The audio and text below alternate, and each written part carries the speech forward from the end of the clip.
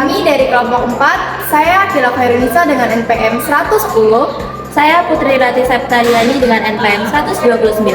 Saya Najwa Lifasal Sabila dengan NPM 027. Selamat menyaksikan. Bye-bye. Ya, sebelumnya Ibu izin mewawancarai mengenai profesi pendidik. Saya Putri Rati Septariani dan teman saya Akila Khairunisa. Saya Najwa Lifasal Sabila. Yang pertama, bagaimana Ibu menghadapi kasus bullying yang terjadi pada siswa? Kita cari kronologi dulu kenapa begitu gitu ya. Kadang siswa itu kan beberapa ada yang memang anak itu karakternya ada yang usil, ada yang jahil, ada yang memang kondisinya adalah pengaruh atau efek dari eksternal seperti itu. Nah, kita itu masalahnya apa, kenapa saya bullying gitu, karena begitu. Jadi sebenarnya di sini ngambilnya adalah masalahnya apa terjadi. Misalkan ada yang memang secara fisik dia sempurna ya, tapi tiba-tiba ketika pada saat dia mengerjakan sesuatu kayak dia kayak orang nggak ngerti sama sekali gitu. Akhirnya dengan kata-kata yang mungkin mereka menganggap bercanda, tapi membuat hati siswa itu baper, akhirnya dia menutup diri. Nah, dari menutup diri ini loh, tadi kadang-kadang anak-anak paling perlu adanya mengambil siswa, misalkan siswa ya, dan siswa yang bullying dengan siswa yang membullying. Kita cari kalau bisa seperti apa, kalau nanti ada faktor eksternal kita cari eksternal apa, kalau kita cari internal ya, nanti jangan sampai ada kekerasan. Tapi emang kalau misalnya itu kalimat kata-kata yang bikin baper ya, kata-kata. Kalau mungkin kekerasan insya Allah kalau di sini enggak gitu ya. Kalimat kayak misalnya kayak mukul, kayak apa di sini. Paling cuma kata-kata yang akhirnya dia menutup diri. Satu kelas itu pasti ada. Satu atau dua itu kan ya, yang kadang-kadang ngerasa aku nggak punya teman gitu, kayak nggak diem gitu, padahal teman-temannya ya menganggap dia ada, cuma nggak diabaikan gitu. Ya, intinya adalah kita cari dulu kronologis masalahnya apa, sehingga kenapa bisa dibullying seperti itu gitu. Terusnya untuk SMA ini alhamdulillah kalau untuk bullying yang terjadi kayak kekerasan nggak ada, alhamdulillah jangan sampai gitu jangan sampai gitu. Tapi kalau untuk yang mungkin tadi merasa tersisihkan, merasa aku nggak punya teman, ya pasti setiap sekolah. Bagaimana kita menyikapi supaya kita terhadap si anak yang merasa itu dibully itu, kita juga bersikap biasa, yang juga itu biasa. Perlu pengawasan seperti itu. Begitu secara dasarnya. Lanjut ke pertanyaan kedua ya Bu. Bagaimana Ibu memastikan bahwa materi pembelajaran dapat disesuaikan dengan gaya belajar siswa yang beragam? Dengan beberapa metode sih. Ya saya kan akuntansi nih, khususnya saya bukan akuntansi gitu. Ya kalau akuntansi kan ada metode-metode yang memang barangkali ke anak itu ada yang suka menghitung dan ada yang tidak suka menghitung, ya kan? Kadang ada orang yang suka menghitung pun belum tentu mau menyelesaikan akuntansi karena siklus yang banyak gitu kan, seperti itu. Yang metodenya ya jangan salah adalah lebih kayak have fun. Memang tugasnya banyak, pasti kalau akuntansi banyak, karena kan momen di sini adalah tugas pokoknya nanti bagaimana cara menyusun pelaporan keuangan sendiri kan sebagai usaha. Jadi kita pertama misalkan kayak bikin ice breaking, yang nantinya tebak-tebakan gitu ya, seperti itu. Kalau bentuk materi saya gitu ya. Tapi ada juga yang materinya misalkan materi yang kayak teori gitu ya. Mungkin kalau guru-guru yang lain ada yang namanya friend to friend, artinya mereka mengajarkan kepada teman-teman yang belum bisa. Biasanya kalau kalimat-kalimat mengerjakan kepada teman kita gitu ya, mengajarkan ke teman kita adalah lebih ngerti. Karena kalau kita menjelaskan dengan siswa dengan itu kan maksudnya agak tegang gitu. Sih, cara gimana sih? Tapi kalau sama teman ya lu gue nih. Lu nggak ngerti ini kan begini dengan bahasa yang benar-benar mengerti mereka gitu. Bahasa seperti itu. Ada yang seperti itu. Ada juga yang berdasarkan based on learning atau kasus-kasus ada juga yang seperti itu. Nah kemarin juga pas pengalaman beberapa selalu membuat bagaimana caranya membuat tugas menyusun laporan, tapi laporan itu semacam kayak statistik, jadi keluar nih dengan observasi keluar. Ini kasus ini begini nih, nanti penelitiannya begini nih, misalnya seperti itu juga bisa. Itu jadi sebenarnya menyatu, menyeluruh ke semua itu tergantung guru sebenarnya. Matematika lebih kepada yang menghitung maju ke depan, nggak perlu yang banyak serang gitu, enggak gitu ya. Yang matematika kan ya banyak sih latihan matematika, orang-orang banyak semua gitu kan ya. Jadi dibikin hepan, jadi anak-anak yang misalkan nggak ngerti pun kalau kita punya hepan matematika lebih enak. Tapi cenderung hampir bisa dikatakan siswa itu kalau matematika, fisika, kimia itu metodenya udah gitu kan gitu. Tambah kalau anak IPS akuntansi. Di sini anak IPA IPS itu ada akuntansi. Jadi kalau misalnya anak IPA-nya kebetulan kan ngajar IPA gitu. Saya nggak pernah ngajar IPS ya. Gitu. Nah kan saya ngajarnya anak IPA. Jadi kan itu kan jadi ketemu matematika, ketemu fisika, ketemu kimia, ketemu akuntansi. Udah cepat gitu. Jadi ya gimana caranya untuk supaya anak itu tidak boring aja kayak gitu. Gitu sih. Lanjut ke pertanyaan ketiga ya, Bu. Boleh. Apa strategi Ibu kayak berikan motivasi kepada siswa yang kurang memahami materi atau pembelajarannya gitu? Iya, salah satu tadi ya, dari teman ke teman, dari teman ke teman satu. Kalau memang dari teman ke teman nggak bisa, tetap mentoknya nggak bisa ya, mau nggak mau kita kan ke depan. Sebenarnya apa, di mana letak nggak bisanya gitu. Saya tidak akan memaksa anak itu harus benar-benar bisa, karena setiap anak itu, pelajaran saya kan menghitung. Anak itu belum tentu bisa bisa menyerap apa yang kita sampaikan, ya kan? Apalagi menghitung nih untuknya ya. Apalagi nih Bu Andri matematika, lebih ini ya. Cuman memang yang tadi ada pendekatan. Ya, pendekatan ada yang anak itu passionnya di bidang yang misalkan seni, ada yang lebih getolnya kepada bidang yang memang teori gitu ya, ada yang memang suka banget menghitung tanpa itu pun dia akan tetap basicnya ada menghitung gitu, karena seperti itu. Jadi masing-masing siswa itu punya kita yang harus tahu pemahaman kita terhadap pelajaran kita kepada siswa kita, gimana caranya gitu. Pendekatan dulu nih, kamu kenapa nggak bisa? Bu, saya hafal misalkan saja tugas, misalkan kamu nanti tugasnya ini menghafalkan ini 5 baris aja, artinya dalam penghitungan berapa menit, 10 menit aja kamu menghafalkan 5 baris ini. Lebih dari 10 menit nggak? Gitu misalnya kalau lu 10 menit berarti ini begini gitu. Dalam itu misalnya satu soal 5 menit ya, ternyata lebih dari 5 menit gitu. Kita kembali, apa kita koreksi kita yang mengerjakan salah, atau bagaimana sistem kita yang memberi pelajaran itu salah, atau bagaimana, atau mungkin metode kita yang salah gitu, seperti itu. Jadi sebenarnya bukan menyalahkan 100% ke siswanya, jadi kita juga ke kita. Kok nanti nggak ngerti ya, kenapa? Apa saya yang salah, atau mungkin cara metode saya yang memberikan pelajaran itu salah, atau bagaimana? Gitu. Jadi pendekatan seperti itu, karena masing-masing punya memang kalau apalagi sekarang ya kurikulum merdeka yang minat-minatkan ya kan ya banyak sekali. Tapi kalau yakin kalau mata pelajaran saya bilang seni budaya tanpa ABC pembelajaran pun dia lihat di YouTube yakin bisa, ya kan? Dan intinya seperti itu, karena itu artinya mandiri sebenarnya. Semua juga sebenarnya siswa juga sama, apalagi kurikulum merdeka itu harus mandiri kan. Tapi secara realitanya siswa nggak seperti itu kan, gitu hanya jadi siswa itu mempelajari itu hanya pelajaran tertentu saja gitu, tanpa ada instruktur. Kalau misalkan matematika kayak harus ada instrukturnya, misalkan ada ini pendampingnya, atau mungkin kalau biologi itu harus ada yang menjelaskan gini gitu. Kecuali kalau teori mungkin ya bisa membaca atau apalagi yang bertemakan dengan PJOK atau olahraga dan seni budaya, itu udah mereka sudah mandiri, yakin jelas bisa gitu. Seperti itu sih. Lanjut ke pertanyaan yang selanjutnya ya, Bu. Iya. Bagaimana Ibu mengatasi tantangan yang muncul dalam mengembangkan kompetisi kepribadian siswa di lingkungan kelas? Ya, kebetulan kan saya ada tugas pendamping ya, setiap setiap minggu sekali itu ada pembinaan.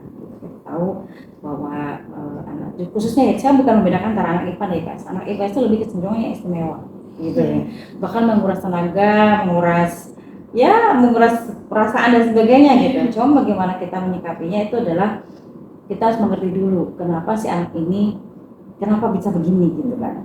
Terkadang ada faktor eksternal, itu keluarga yang mendasar, sangat mendasar.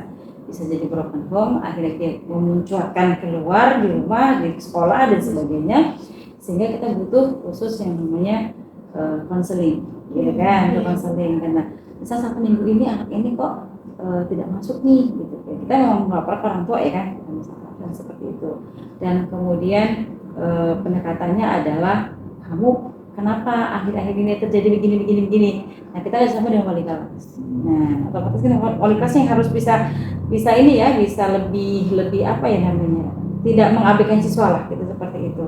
Wali kelas yang lebih bisa mendampingi, kemudian wali kelas harus bisa mengerti karakter si anak itu bagaimana. Secara mungkin dia minder. Ada juga siswa yang minder kan, kalau bagian administrasi yang notabene mungkin itu orang-orang berpegang itu rumah, misalnya gitu kan, karena kita kan swasta ya kan, gitu kan seperti itu. Ada yang seperti itu. Jadi memang menyikapi itu dengan pendekatan yang dimana kita harus tahu dulu latar belakang keluarga. Jadi kita ketika tahu latar belakang keluarga begini, kita bisa mencari solusi yang memang keselarasan dengan dia punya masalah. Sehingga ketika pada saat di sekolah dia melakukan seperti ini, ya kita maklumi. Makluminya artinya bukan berarti kita mengabaikan, tapi maklumi adalah kita bagaimana kita sikap kita terhadap si anak ini gitu loh. Kecuali kalau memang anak itu memang benar-benar di luar batas, berarti kita kembalikan kepada masa atau BK gitu. Ada intinya, ada aturan-aturan. Kita sekolah punya aturan-aturan yang namanya ada tata tertib sekolah gitu, yang memang harus dijalankan, dipatuhi, dimana yang lebih signifikan ada aturan. Jadi memang sebelum mereka kesini, mereka kelas 1 gitu ya, mereka sudah menandatangani tata tertib itu. Kalau mau udah bener-bener kita udah maksimal usaha, kita ada aturan itu gitu kan. Bisa mungkin SP1 atau SP2 atau mungkin bahkan dipulangkan atau dipindahkan. Itu tergantung dari kasus. Seperti itu. Ada beberapa yang memang sebenarnya tidak boleh ditinggalkan ya. Sebenarnya kalau misalnya naik kelas pun tidak boleh sebenarnya gitu. Memang harus. Nah, tapi bagaimana caranya nih gitu lah kan. Bisa jadi itu tadi peran itu adalah wali kelas itu sendiri. Kemudian yang kedua juga didampingi oleh BP, kemudian kita juga kerjasama dengan orang tua yang dimana informasi orang tua penting, sangat penting karena kan berkembang tidaknya anak itu kan tidak hanya di sekolah ya kan, justru kebanyakan itu ada di rumah yang notabene adalah rumah pertama kan gitu. Kalau sekolah kan rumah yang kedua, ya kan. Jadi meskipun memang orang tua mengamanatkan kita supaya anak itu bisa dididik, tapi tetap aja kita adalah faktor yang kedua, rumah yang kedua. Faktor yang pertama itu dari keluarga. Kalau keluarganya memang bisa mengimbangi dari karakter siswa tersebut, ya mungkin ke sekolah juga bisa. Tapi kalau memang keluarganya udah terserah gitu, mengabaikan gitu, itu di sekolah itu lebih parah. Seperti itu. Nah makanya kalau saya pribadi lebih cenderung bagaimana mengikuti atau menginformasikan atau kita melihat dari latar belakang keluarga terlebih dahulu, supaya nanti kita bisa apa nih yang solusi ini yang kita akan ambil kalau anak ini begini gitu. Kebanyakan maaf ya kalau di sini terus kan yang anak IPS itu anak-anak yang broken home. Nah ini yang agak sulit. Kadang kalau kita keras anak ini akan mencuat gitu kan.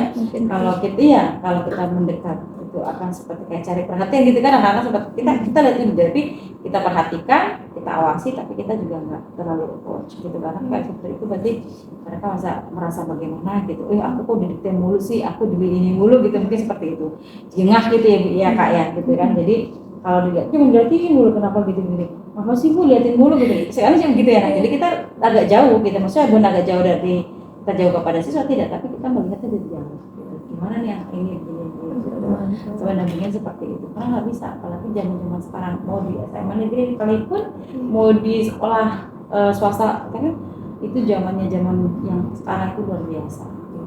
Memang bener luar biasa, kitanya harus ngertiin bener-bener gitu, sabarnya sabar. Karena kalau cenderung begini, di mana aja lah, sesuai dengan besok silahkan ke kelas SMP. Kalau di kelas ada guru misalkan katakanlah sakit gitu ya, nggak masuk, mengerjakan tugas, oke sudah selesai gitu. Itu malah lebih selesainya itu lebih cepat daripada ada guru nungguin.